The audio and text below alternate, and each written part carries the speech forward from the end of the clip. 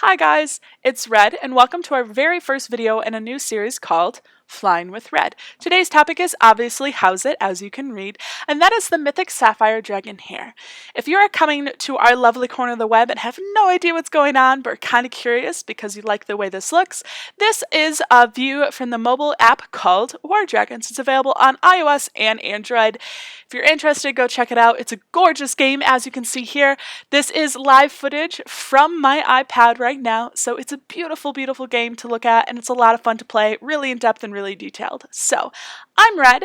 If we haven't met before, if you haven't hung out with us on our live streams or on Twitter, things like that, I've been playing War Dragons for about 2.5 years. I'm the leader of a diamond team named Rulith. I have multiple accounts in the game, various levels, that I really like to use to have fun, obviously, but also help people around me to learn from mistakes that I've made and learn from experiences I've had to just make their gameplay just a little bit more fun. So the goal of these videos of Flying with Red is to just share my experiences to hopefully answer some questions. So if you don't already follow me on Twitch, that is where I live stream, same name as it is here, The Red Delilah. Twitter is where I post a lot of updates, and then obviously on YouTube where most of my videos go. So follow me on there, The Red Delilah, on all 3 platforms, and really get in touch with me. On my live streams, I do a lot of flying and answering questions in chat, especially regarding particular dragons. But it does make it difficult for people to find the information later on. So a way for people to find that information now is Flying with Red. So without further ado, let's meet Hauheset. Hauheset is a gorgeous, gorgeous dragon we can see here. She's got the hunter style. The unique part about her compared to the normal hunter style is she does have 4 legs, which is very unusual for most hunters who have the wyvern appearance. So let's take a look here at her spells.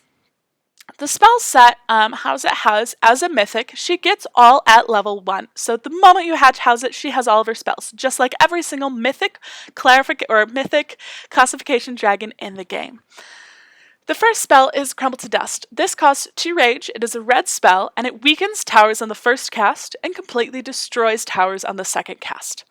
Weakening towers means that the towers have a lower defense, they're easier to destroy, and they also have a lower attack, meaning they can't deal as much damage to you. And on the second cast of Crumble to Dust, in the same area, it does completely destroy towers no matter what level they are. So this is a really great offensive spell to have on a dragon, especially a hunter if you're attacking higher than your own level. Crumble to Dust is absolutely fantastic. It can hit a range of about 5 towers, sometimes 6 depending when and where you cast it. Kind of a crapshoot a lot of the time. Not a unique spell to Hauheset, we see it on several other dragons, but really, really a lot of fun. As a reminder for red spells, if there is a red mage tower there, red spells do not work as long as the tower that you're hitting is underneath that red umbrella from the red mage tower. So make sure you destroy all red mage towers before using this spell.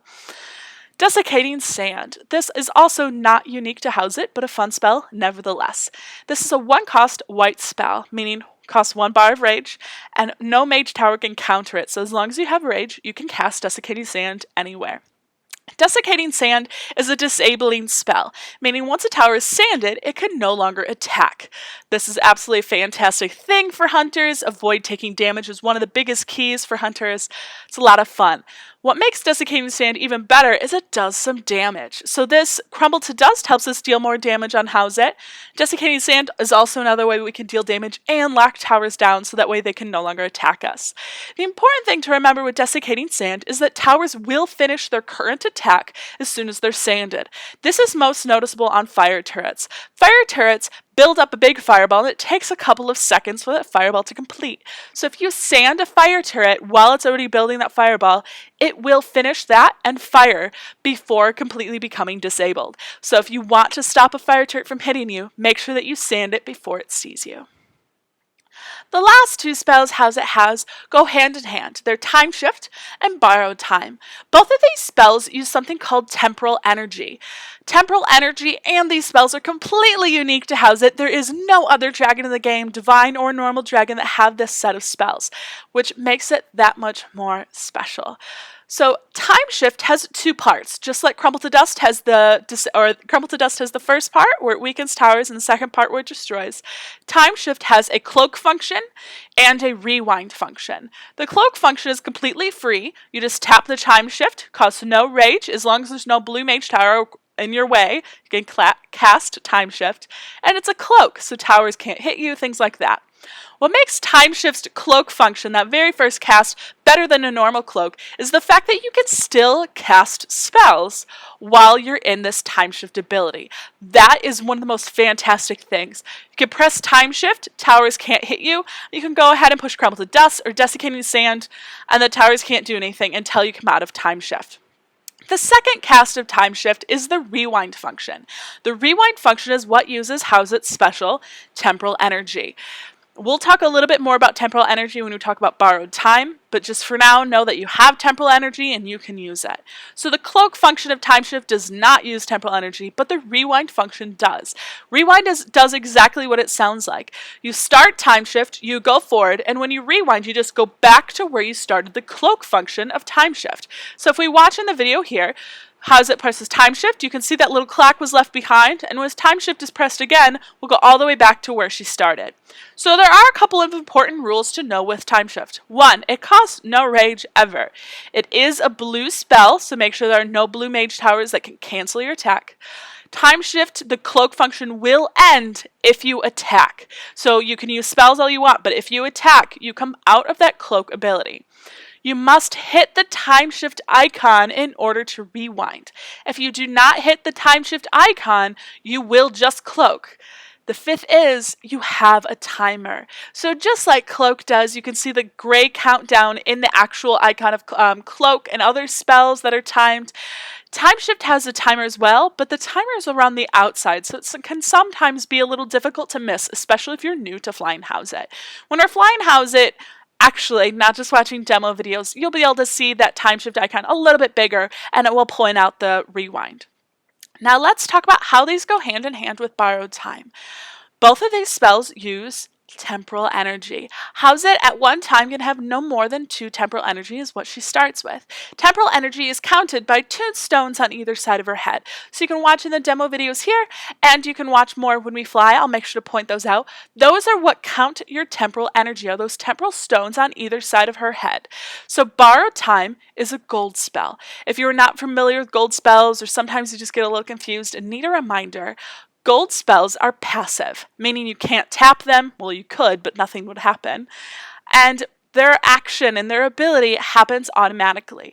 So borrowed time, when Hauheset dies, she has extra time and can continue attacking as long as she has some temporal energy left. So if we take a look here, Hauheset is clearly dead, as you can see up there in her health bar, but she's continuing to attack anyway. So this is a fantastic thing. Now, why are Time Shift and borrowed time tightly knitted? Because you have a total of 2 temporal energy, and Time Shift and borrowed time both use it. Now remember, Time Shift has 2 parts, the cloak and the rewind. The rewind is the only part of the spell that uses temporal energy. Cloak you can do as many times as you want for free. Since we have 2 temporal energy, that means you can rewind up to twice on a base. However, if you do rewind twice, you will have no temporal energy left for borrowed time, meaning that once Hauheset dies, she dies. So you can rewind twice with no borrowed time, you can rewind once with a little borrowed time, or you can rewind no times and have a lot of borrowed time after Hauheset dies. Definitely different strategies to use and different advantages to both. So let's get close to flying her. Before we fly her, we do have to talk about the runes that we can put on Hauheset. So let's take out the runes I have here. This is on my level 138 account, what I lovingly call my alt account. And since I got Hauheset as a relatively low level, leveling her up was pretty difficult. And I was really impatient, and I wanted to get her level up as fast as possible. So wisdom runes are a good thing to put on Hauheset if you get her at a low level. If you are a higher level, I recommend saving your wisdom runes, possibly for dragons later on, depending on how many you have. So wisdom runes, the other good part is they have the secondary ability of the one thing you want to make sure Hauheset has, rage. So Hauheset needs as much rage as humanly possible. So you can see I have a mythic rage rune, a rare rage rune, and a common rage rune, or 2 glyphs and a rune rather. And then I have a legendary wisdom and a mythic wisdom, both of which have a secondary ability of rage generation. So overall, Hauheset's generating rage just quite a bit faster than normal because of these runes that I have on her. And I saved these mythic runes and this legendary rune in particular for her. And the more runes I get, the more runes that'll go on her because I love her so, so much. So we've talked about her spells. Now let's go talk about her usefulness. Hauheset has two main uses. She can either be a solo dragon or lead dragon in war. And what I mean by lead dragon in war is you'd be attacking someone that's a significantly higher level than yourself or really hard base because it's defended or just a really great setup base. Hauheset will be able to make this base a lot easier to take down for an assist, all due to her spells. So before we get started on some actual bases, let's take a look at some XP bases. As a level 138, Mal's XP here is my max XP. We're going to fly Hauheset here as a solo dragon. So if you have not already gone through my YouTube channel and watched my guide to flying hunters, make sure you do so because I'm going to reference some of the basic ideals and I go into depth in those videos. So make sure you go check out my channel and find that video. And I'll also put it in the description down below. The most important thing with flying hunters, of course, is avoid taking damage. Hunters are the glass cannon of this dragon world, so it means we can deal as much damage as we want, but we really have to avoid taking it. Since Hauheset doesn't have a shield, we really have to rely on her cloak, which is her time shift ability, her sand to disable towers to keep them from hitting them, and then we also have to use Crumble to Dust to make these towers weaker that are hitting us. So these are really important factors. So let's go fly Hauheset on Mal's XP. So this is an XP base. I definitely don't have to boost for this one. We're going to go ahead. We're not going to invite our teammates in this instance because there really isn't a need. Sometimes it can make our connection a little weird. So we're going to go through here. I'm watching out for that cannon. So in this instance, I'm using that very first ability of Hauheset. But you notice I tapped out. So look on either side of her head, and you can see those temporal stones. I still have two there. So I can use that cloak ability and cast some spells while cloaked and take that to my severe advantage in this. So again, sand does some extra damage, which is super helpful in a lot of cases, especially if you're going against high-level towers and farms, things like that. We also have, of course, the Crumble to Dust, which is super helpful. Here we're going to do a rewind. So if you watch really closely around my time shift icon, you will see that I have a little timer counting down. As soon as that timer gets close to the end, I need to make sure that I'm tapping that icon in order to rewind. Hauheset does not automatically rewind. You must actively tap that icon in order to go back. So we'll look at that again. So I'm going to come around the corner. You can see that I only have one temporal stone left on the left side of her head, and that is because we have rewound once. And again, I can cloak as many times as I want. What my favorite thing to do around fire turrets is attack it, sand it, and then cloak so that fireball stops building and it can't hit me. Avoidance of taking damage is great. Just avoid the issue and it'll go away. Oops, I forgot there were red mages there, so I just wasted a crumble. That's okay, because this is an XP base right now. So one important thing about my videos is I don't make a lot of edits. And by a lot of edits, I mean almost all of my videos are taken in a single take. So you'll hear me flub up a little bit in my words, and you're also definitely going to see me make some mistakes flying bases. I'm not going to be perfect. And one of the reasons that I feel it's important for me not to edit those things out is so that way you can see that there are mistakes, and nobody's perfect, especially at flying Hauheset. So keep that in mind. I'm by no means an expert, but I do feel really comfortable with her enough to share some. So that's Mal's XP. As you could tell, that is pretty easy for my Hauheset. My Hauheset is level 20, maxed for my level. So let's take a look at Ala. We might have to go mail her. So let's go mail her. Or him. See? This is another way I can prove that I don't do these ahead of time. So I know that it's always on the Ghost TW cheat team. So go here. Let's go attack Ala, or Z right now, all the Z's. Alright, so if we take a look at Ala here, Ala is a long base and XP base, no mage towers, but these high level towers hurt, and they hurt a lot. So the important thing to remember when you're practicing flying Hauheset is you do have to know the base really, really well. The most important thing I look for are blue mage towers, but since this is an XP base, I know I'm not going to see mage tower. So I'm going to look at the towers that are going to hurt me the most. I haven't flown this XP base since he changed the setup earlier today, so let's see how it goes. I'm going to notice right away The farms and mills are something that I'm going to use to slow me down. I'm going to focus on the high level towers, not the low level towers, so ignore the level 1s. And I'm going to use Crumble to Dust typically once to weaken towers, that way I can tap and take them down. So let's see how this goes. I'm also going to fly this completely unboosted. The biggest piece of advice I can give you is going to come right now. When you hatch Hauheset for the very first time, leave her at level 1. She has all of her spells, but if you leave her at level 1 for a week, I guarantee you'll be better at flying Hauheset in no time because you'll rely on strategy rather than brute force. So really, really learn to fly Hauheset and understand her spells before you level her up. It's the best decision I ever made, and it really helped me. On my main account, I leveled her really fast, and on my mini account, I left her at level 1 for a week, and man, it made me a much better flyer. All right, let's go, Hauheset.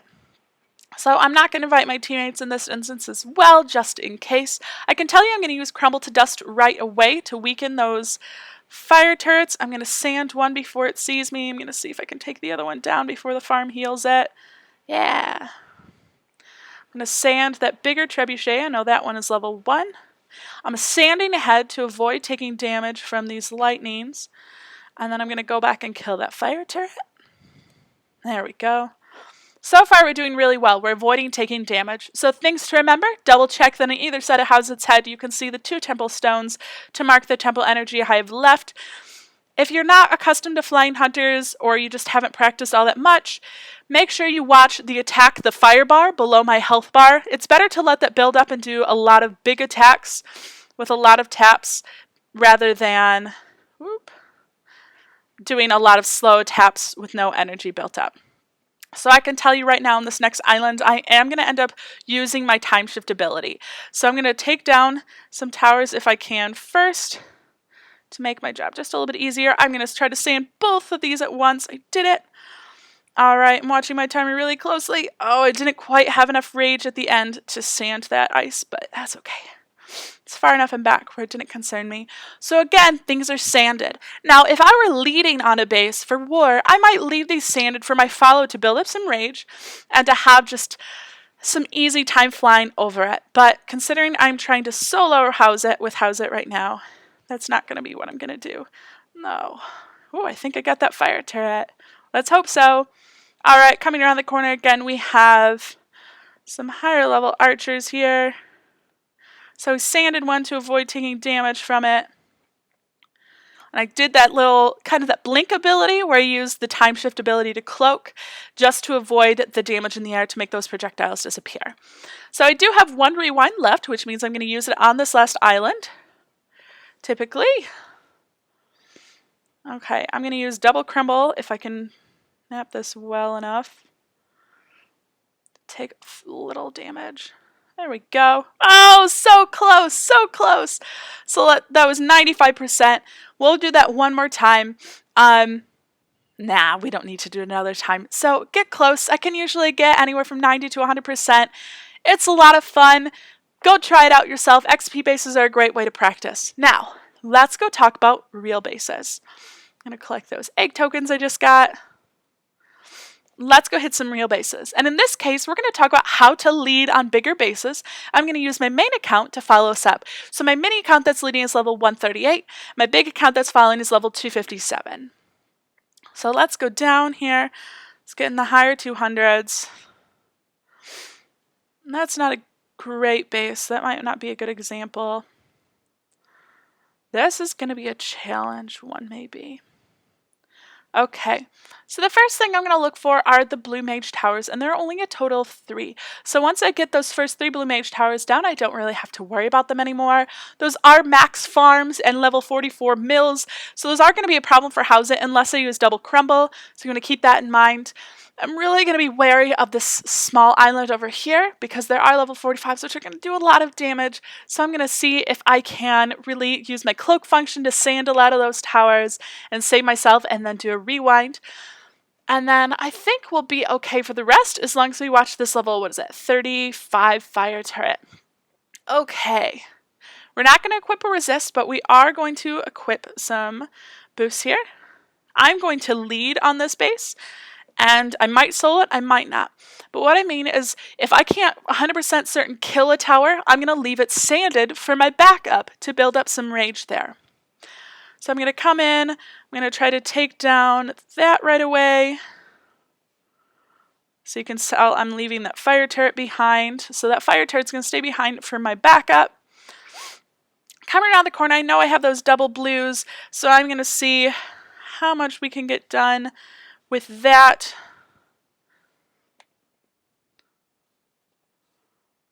Alright. My goal is to not die. Alright, so again, unless I have absolute certainty that I can take a tower down, I'm going to leave it sanded. So I didn't have a lot of firepower there. So I know there are no more blues left on this base, so that means I'm going to prepare here. I'm going to use a double crumble to get rid of those, and then I'm going to do a rewind because I have some temporal energy left. No more blues again, so that means I can do it again on this small island. And on the last small, I'm going to see if I can just sand things and prepare them. Oops, for some reason it's not. I was tapping and nothing was happening. Oh goodness. Alright, we died, but that's okay. So if we take a look here, we can see I have a sanded first tower. I have unsanded low-level lightnings, sanded towers here. So we're going to follow up with my Borgian unboosted. And we can see as we fly here, you can see my Borgian coming around the corner on my big account. That fire turret can look at me, but it can't do anything. So this is a really good way for my assist to build up some rage. I'm kind of bummed that I messed up at the end because the tapping wasn't working, but that's okay. So here, do some double taps and a cloak immediately. Doop. And those can't see me. I'm going to use a healing mark on that little tower there to get a little bit of health back. Don't have to worry about that small island because my double crumble did take it out. I do just have to take a look ahead here. You can see that there is a flak tower that is sanded, so I'm not going to attack that until I have to. I'm going to avoid taking damage from that flak tower. So I'm going to focus on the stuff behind it. And make sure that my Borgian is saving a little bit of rage and a little bit of firepower. Take out that at the last minute. So if I could have gotten a little bit further in the base, it would have been better if I could crumble those farms just for a war purpose. But let's do 2 more runs on bigger bases and let's see if we can do a much better war lead there. So things to note, make sure you're watching the spell that confuses you the most. For most people it is time shift. So time shift, remembering that you have to tap the symbol in order to rewind, and you can only rewind twice. That is the maximum number of times you can rewind. So let's go find another base here. Alright, we have an abusement park. Ooh, this is a tough base. I don't know how well my tiny Hauheset can lead on this, but we will try. So the first thing I can tell you is they have an active perch. So I'm going to use Hauheset's time shift cloak function to just cloak past that perch so that way my follow can build up rage. I'm going to use a summon warrior equip right here to take that first attack from the flex so I can sand the blue and then do the cloak function here and sand some more. I'm going to try to tap out that blue tower and see if I can do it quickly and then cloak and then sand the second one and do as well as I can. And we're just going to get as far as we can on this one. So again, I am going to invite backup. I'm going to use my summon warrior here to take that flak damage. Alright, so you can see my big account joining us. So I'm not even going to risk sanding this perch here because I think the sand might also destroy it, so that's something to keep in mind. So that's why I'm just cloaking past it. So again, to get out of that cloak function, you either have to rewind, sand, or do something else. I'm going to use summon warrior here to try to pick up the damage from that flak enough so I can... Why isn't that letting me use... Uh-oh. Here we see a game glitch. So you can see that blue is very clearly sanded, but for some reason it would not let me cast my time shift, which is super unfortunate, but glitches happen, guys. We'll make sure we send this video and link this video to Jared. So here comes my expert Borgian. So I'm going to be able to have full rage because of this, and the flak tower we can see here is unsanded, so that's going to be my first goal. I'm not going to worry about the blue hitting me because it's supposedly sanded, but I'm not sure how this glitch is going to pay out, so we'll see. Oh, so it looked sanded, but apparently wasn't. That's the problem there. That was... Uh-oh. We might be in trouble now, gang. That's okay. We'll be okay. We're just going to take out the towers that hurt us the most, which are these lightnings back here.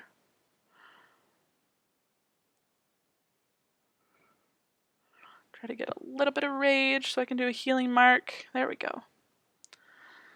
Oh boy. Well, glitches happen, right? Checking these levels here so we see those back two are the threat. So the ones I'm going to tap. Get a little bit more rage back. So my Borgian does have quite a few legendary healing marks on him, so he has 3 there, as you can see, plus a mythic Thunderbolt rune, in case you're wondering, as you see my cleanup here. But other than that glitch, I think we could have had a much better lead than that. You could see how I can use Summon to avoid taking damage from the flak. So we're going to try one more run and hope that there's no glitch and hope that I don't mess up, and we'll see how well it goes. So there we go. Borgian across the line, my Emerald Borgian, or Borgian, depending on how you say that G. So we're going to do one more flight with Hauheset, and then we're going to do a quick recap at the very end. I know already that these are typically long videos from me. So let's do one more. Let's see if we can get a perfect circumstance here. Alright, this one might be tricky. So again, I'm going to take out those mages, but leave that perch behind, focusing. There's double blues. There's also blue in the tiny. The flat cannon might hurt, so I'm going to use a summon just in case and bring it along, and let's see how this goes. Cross your fingers that we don't have that display glitch again that showed the tower being sanded when it wasn't actually sanded. Okay, so we're going to take out the mages first, and then we're going to cloak a little bit past that, even though I don't think it's going to do too much damage. Just because, and I'm actually going to do that. We're going to sand this blue here. I know that we have another blue coming up. Make sure that one's sanded before we touch it. Else we have a problem. Go back here. The archer's the only one left. So I'm watching my rage to, again, remember, only take down towers if you're leading. If you are 100% sure, you can kill it. Because it's better to leave a completely killed tower than or a sanded tower than a slightly alive tower. Sanded towers cannot be, oops, I just broke my own rule, I think. No, I got it. Sanded towers cannot be super shotted by the defenders. They can be boosted and items can be used on them, but they cannot be super shotted, which is super nice and it's really helpful. I'm going to do a rewind here. So that's all my rewinds, that's all my temporal energy, but I think I left a pretty solid lead here for my assist. I'm going to see if I can get enough rage to do a double crumble here on the farms, because in war, that is one of the most dangerous things. Typically, if you can clear the towers, the farms are what people are going to win with. So we're going to double crumble before we die. There we go. Let's see if we can get that out, and then we are going to cloak, sand everything. Okay, let's oh, almost made it. I was going to say, let's talk about the rule of not swapping at the end, but that's okay. I'm using my board game, by the way, because I'm still racking up XP on him, in case you're wondering. So here it comes. This is my level 48 board game. He's Emerald. So you can see I have a significantly easier job. I have about 70% cleared, and the most of it is disabled, which makes it a lot easier for war runs if you can lead like something like this. So your assist can just go through and be like, oh, this is super easy. You know, nothing can hurt me. I can just go through, pick one tower at a time. Now, if you are someone that is following a Hauheset, there is a super important rule. Do not use sorcerers unless they have Umbral Spike. The sorcerer's slow attack will allow towers to get more shots off of them and just super shots, and it just becomes a problem. So don't use sorcerers. Warriors are not a really good choice either. You really have to use hunters to clean up after Hauheset is the best choice, and something with Death Gaze as well. So I hope this was a little bit of an introduction to flying and leading with Hauheset. And again, I do all these videos in a single take, not because I lack the ability to edit, but I really want to show you guys what a true flying set looks like so you don't come in with these unrealistic expectations. You will make a lot of mistakes flying Hauheset, a ton of mistakes, because she's such a difficult dragon to fly. Don't be discouraged. Keep trying, keep flying with her because she's an absolute gem. So let's do a quick recap here. So when you're looking at Hauheset, she has the 4 spells. Time Shift and Borrow Time use temporal energy of a total of 2, which are marked by the stones on either side of Hauheset's head. Time Shift you can use as a cloak function for free, and it also, the second tap of it has the rewind function. Borrowed Time is basically zombie Hauheset that says, even though you killed me, I'm not going to die. But again, both use the same borrow or same temporal energy, Borrow Time and Time Shift. Desiccating Sand or Crumble to Dust are great spells, so remember, using Time Shift while cloaked, use all those spells, but don't attack. And then you can rewind twice, and then you have just sanded ahead of you. So use Hauheset a lead dragon, but also practice using Hauheset as a lead and solo dragon because she's so versatile. She's really a lot of fun. So it's been so much fun hanging out with you guys. Make sure that you follow me on Twitch to see my live streams, on Twitter to see any of my updates, posts, graphics, things like that, and then on YouTube here for extra Flying with Red videos, but also some previous broadcasts from Twitch. So it has been so much fun hanging out with you guys. If you ever have questions, make sure you tweet them at me so I can make some new videos for you along the way. I hope you enjoyed this first video, and if you think there's anything that I didn't cover or something you'd like to see me cover a little bit better, again, tweet it at me and let me know so I can help you out. Happy flying!